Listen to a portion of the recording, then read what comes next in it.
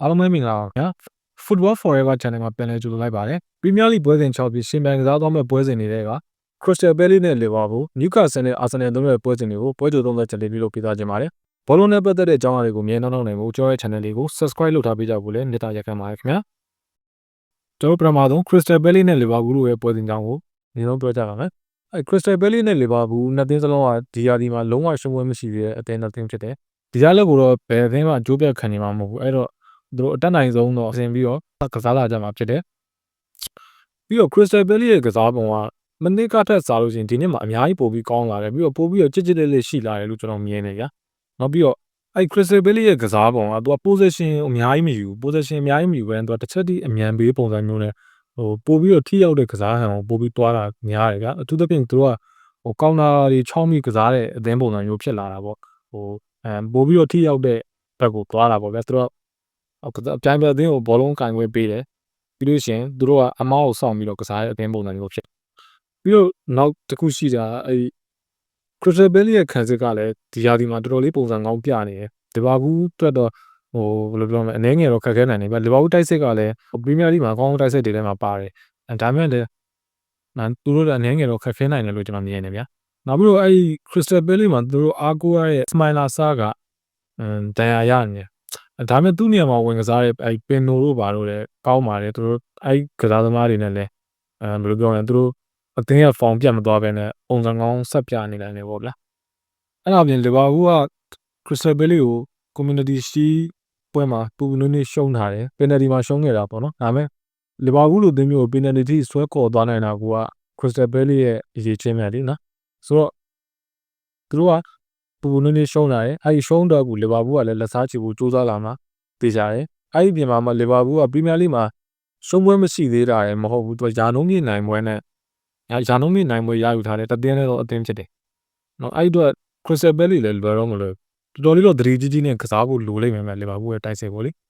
ဒါပေမဲ့လီဗာပူးရဲ့နိုင်ပွဲတော်တော်များများအဲ့နောက်ကျဂိုးတွေနဲ့နိုင်တာများတယ်ပေါ့နော်ဒီနှစ်မှာဘယ်လိုပြောရမလဲသူတို့မိနစ်80နောက်ပိုင်းမိနစ်90ဝန်းကျင်တွေမှာနိုင်ဂိုးတွေရပြီးတော့နိုင်သွားကက်ကပ်ပြီးတော့နိုင်သွားကြတာပေါ့အဲ့ဒါကောင်းလားဆိုရင်တော့တစ်ဖက်ကကြည့်ရင်တော့ကောင်းပါတယ်သူတို့ဘာဖြစ်လို့ဆိုတော့အသင်းမှာနောက်ဆုံးမိနစ်ထိအသင်းကိုကယ်တင်နိုင်တဲ့ကစားသမားတွေအများကြီးရှိရဲဆိုတော့အားသာချက်ရှိရဗျာ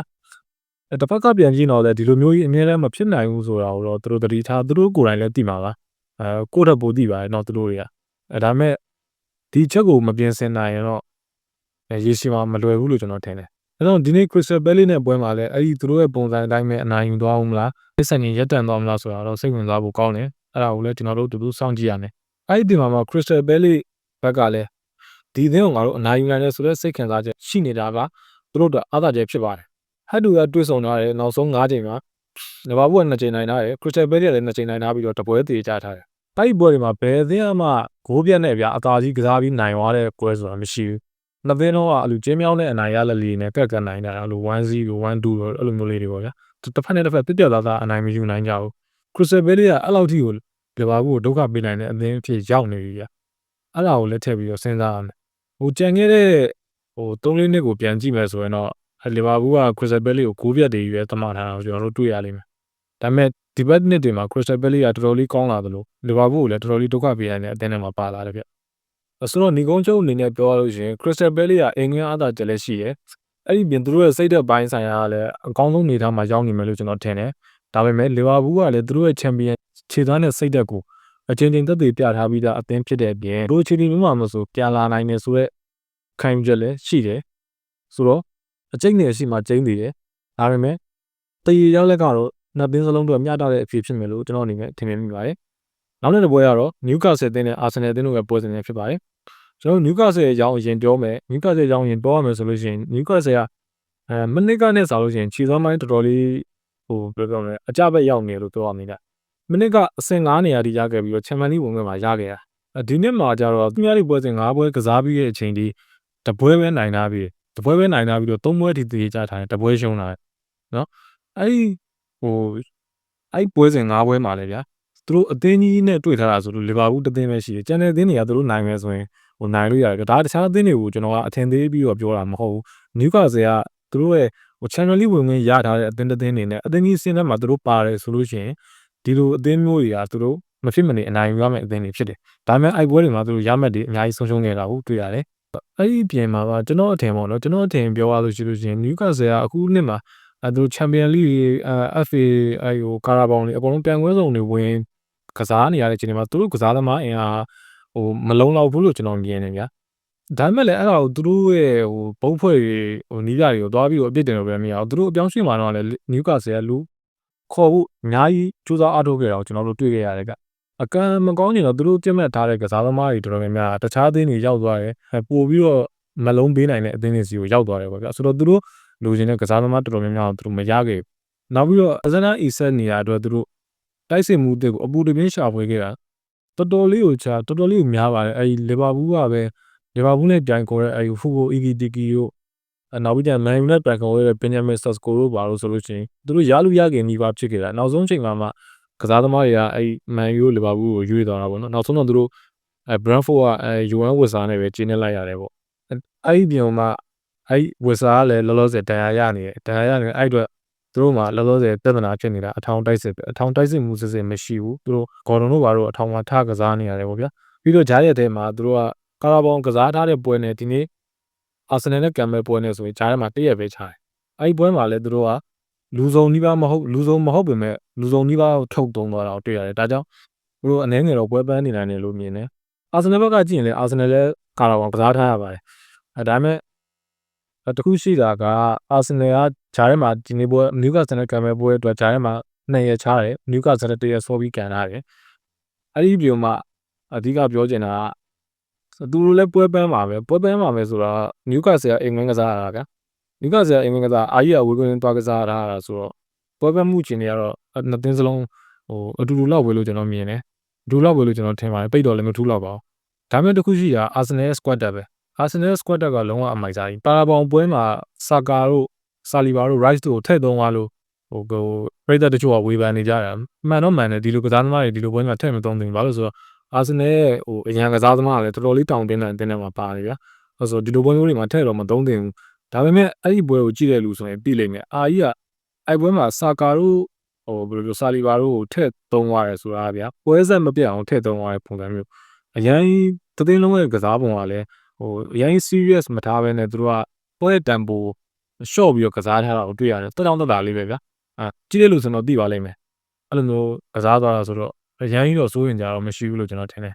သူရဲ့ဟို squad B လို့ပြောရမယ့်ကစားသမားတွေကတော့တချို့သင်းတွေတက်ပို့ပြီးတော့တောင်းတင်းနေသေးရဲ့ဗျာအဲ့တော့အများကြီးတော့စိုးရင်ကြတော့မရှိပါဘူးအခုကျွန်တော်အမြင်ပြောရရင်တော့နျူကာဆယ်နဲ့ပွဲတက်လူစင်းမှာကျွန်တော်မီခေမာရီနိုတော့ကျွန်တော်ဆက်ပြီးတော့မမြင်ကျင်တော့ဘူးမမြင်ကျင်တော့ဆိုတာမီခေမာရီနိုကိုဘယ်လိုပြောရမလဲဟို respect မရှိတာမဟုတ်ဘူးဗျာ तू ကမနေ့ကဆိုလဲအသင်းရဲ့တိုက်စစ်မှုမရှိတဲ့အချိန်မှာအကောင်းဆုံးဖြည့်ကစားပေးနိုင်ခဲ့တဲ့ကစားသမားကွင်းလယ်မှာလည်းဘယ်လိုပြောရမလဲ तू ပါဝင်ခွင့်ရတဲ့ပွဲတိုင်းမှာမဆိုးတဲ့ခြေစားမျိုးကိုတော့ပြထားပါတယ်ဒါပေမဲ့ဟိုမီခေမာရီနိုကအရင်ရှမ်းရှမ်းတော့ကောင်းနေတဲ့ကစားသမားမျိုးတော့မဟုတ်ဘူးဗျာပြီးတော့အသက်အရွယ်ပိုင်းရလဲ29ရဲ့ရောက်နေပြီဆိုတော့ဒီကောင်တွေကအာကြီးမှာလောလောရှိနောက်နှစ်လောက်နေလို့ရှင်တော့ကျွန်တော်အမြင်ရပါဘောနော်တော်အာကြီးမှာဆက်ရှိတော့မှမဟုတ်တော့တော့ဆိုတော့တခြားကစားသမားတွေကိုနေရာပေးတဲ့နယ်လို့ကျွန်တော်မြင်တယ်အထူးသဖြင့်တော့အဲဒီဟိုအိုဒီကမပါနိုင်တဲ့အချိန်မှာအဇေးကိုအဲဒီအိုဒီကနေရာမှာ3စီခြင်းတယ်အိုဒီကဘယ်လောက်ပဲခြေစမ်းကြနေတယ်ပဲပြောသူမရှိလို့ရှိရင် chance creation ဘိုင်းကတော်တော်လေးအားနေသွားတာသိတာတယ်ဗျာအဲဒီမာရီနိုရဲ့ rice ကစရီမန်ဒီရဲ့3ယောက်တွဲလိုက်ပြီဆိုလို့ရှိရင် chance creation ဘိုင်းကတော်တော်လေးအားနေသွားတော့ဘာလို့ဆို3ယောက်လုံးကခန်းစစ်အသားပေးတဲ့ကစားသမားတွေဗျာမီကယ်မာရီနိုတယောက်ပဲတခါလေးအဲ့လိုမျိုးဟိုဘယ်လိုပြောလဲတိုက်စစ်တက်ကစားတာတော့ပဲရှိအဲဒေကနာရိုက်စ်ကဇူဘီမန်နီယောကသူတို့ရဲ့မူလင်းနေရာတွေကသူတို့တွေကခဏခန်းစစ်ကစားတဲ့ကစားသမားတွေဆိုတော့ chance creation ဘိုင်းအားနေသွားတာဖြစ်တယ်အဲကြောင့်အဲ့နေရာမှာအဇေးကိုထည့်စေချင်တယ်ဗျာအဇေးကိုဘာကြောင့်ထည့်စေချင်လဲဆိုတော့မန်စီးတီးနဲ့ပွဲကမာတင်နယ်လီသွင်းသွားတဲ့အတွင်းကိုသူဖန်တီးပေးသွားတာတက်တယ်ပဲဗျာအဲ့နေရာမှာသူဘောတော့ဝင်ကြားတယ်လို့ကျွန်တော်အနေနဲ့တော့မြင်တယ်ဒါပေမဲ့လည်းဒါရဲ့နီးပြရဲ့သဘောပဲဖြစ်လို့ကျွန်တော်တို့ရတော့စောင့်ကြည့်ရမှာလွဲပြီးတော့ဘာမှတော့မတတ်နိုင်ပါဘူးတင်စံပွဲကိုဖယ်ထားပြီးတော့ထိတဲ့တူးဆောင်မှုနောက်ဆုံး၅ပွဲကိုကြည့်လို့ရှိရင်အာဆင်နယ်က2ပွဲနိုင်ပြီးတော့နျူကာဆယ်က3ပွဲထိနိုင်တာတော့တွေ့ရတယ်ဆိုတော့နျူကာဆယ်အသင်းကအာဆင်နယ်ကိုတော်တော်လေးဒုက္ခပေးနိုင်တဲ့အသင်းမှာအထူးသဖြင့်သူတို့ကအာဆင်နယ်နဲ့တွေ့မှာကျွန်တော်ပဲဟိုအာဆင်နယ်နဲ့ပွဲပဲကြည့်လို့လာတော့မသိဘူးပြောဗျာအာဆင်နယ်နဲ့တွေ့တဲ့ပွဲနိုင်ကနျူကာဆယ်ကစားသမားတွေတော်တော်ချင်းချင်းတန်းတန်းမာမာတန်းတန်းနဲ့ကစားကြတာကိုတွေ့ရတယ်အာဆင်နယ်ကစားသမားတွေကအဲ့လိုကစားလို့ရှိရင်အခက်တွေ့ကြတာများတယ်ဗျထားပါဒါပေမဲ့အဲ့ဒါတွေကပြီးခဲ့တာတွေကပြီးပါပြီ။ဘာလို့ဆိုလက်ရှိချင်းတွေကိုပဲကြည့်လိုက်လို့ရှိရင် Newcastle အခြေအနေနဲ့ Arsenal ကိုနိုင်ဖို့လုံးဝမဖြစ်နိုင်ဘူး။ Arsenal အသင်းအနေနဲ့လည်း Champion ဖြစ်ချင်တယ်ဆိုရင်တော့ဒီလိုစိန်ခေါ်မှုမျိုးကိုကြော်ဖြတ်နိုင်မှရမယ်။ဒီလောက်လေးကိုတော့မှမလုပ်ပြနိုင်ဘူးဆိုရင်တော့ဒီနေ့လည်းစီတူလင်နဲ့ထပ်ဖြစ်ဖို့ပဲရှိပါတယ်။စီတူလင်ဖြစ်အောင်ကံကောင်းဖို့ဗျာ။ဒီကိုကျုံအနေနဲ့သုံးသပ်ရရင်တော့ Arsenal နိုင်မယ်ကိုတော့မပြတ်တော့ဘူး။ဒါပေမဲ့မထင်မှတ်ထားဘဲနဲ့တည်လဲကျသွားနိုင်တဲ့ပွဲတစ်ပွဲလိုပဲမြင်မိပါတယ်ခင်ဗျာ။ဆုံးဖြတ်ကြည့်ရှုပေးခဲ့တဲ့အတွက်အားလုံးကိုကျေးဇူးတင်ပါတယ်ခင်ဗျာ။ပျော်ရွှင်ဝင်နေကြတဲ့နေ့ဖြစ်ပါစေလို့ဆုတောင်းပေးလိုက်ပါတယ်။